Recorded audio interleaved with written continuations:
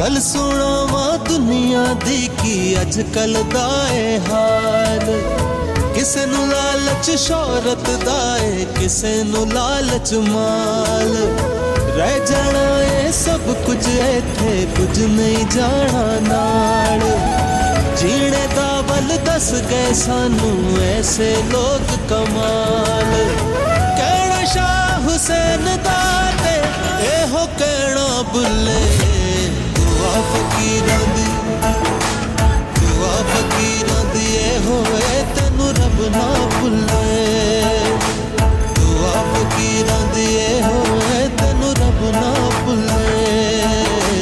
दुआ फकीरां दी एहो ए तैनू रब ना भुले।